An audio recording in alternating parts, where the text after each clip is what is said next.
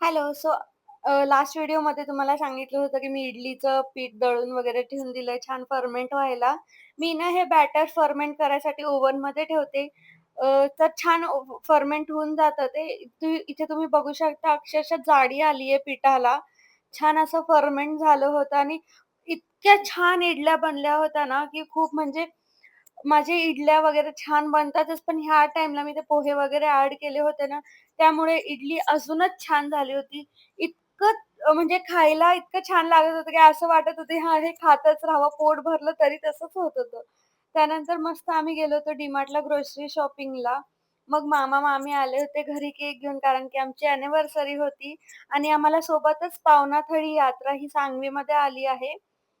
तर आम्हाला तिथे जायचं होतं. वीकेंड होतं ॲक्चुअली माझी इच्छा नव्हती जायची. पण कारण गर्दी बघून तुम्ही इथे बघू शकता, की एवढी गर्दी आहे, भयानक गर्दी होती आणि त्यातल्या त्यात कृष्णवीला घेऊन जायचं म्हणजे तर खूप डोक्याला ताणच येतो. कारण की ती ना सतत अशी ती असं कढ्यावर, अंगावर राहत नाही. तर ती म्हणते, की "मला सोडून द्या. मला माझ्या मर्जीने तुम्ही इकडे-तिकडे फिरू द्या." आणि सध्या असं ग्रुपवर वगैरे WhatsAppच्या ग्रुपवर येतंय, की लहान मुलांना खूप चोरी करून घेऊन जातात आहे, असं-तसं.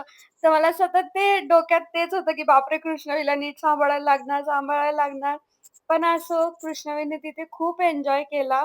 नाही म्हणत तरी तिने एक वस्तू तरी म्हणजे एक ह्या टॉयवर तिने खूप छान रिस्पॉन्स केला. खूप छान खेळली ती आणि छान वाटलं असं कधीतरी ही यात्रा वगैरे येते. आम्ही लहान असताना तर खूपच जायचो.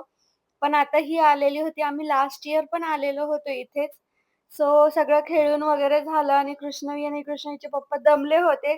तर तिथेच ते खेळणं घेतलेलं त्यांनी खेळायला सुरुवात केली.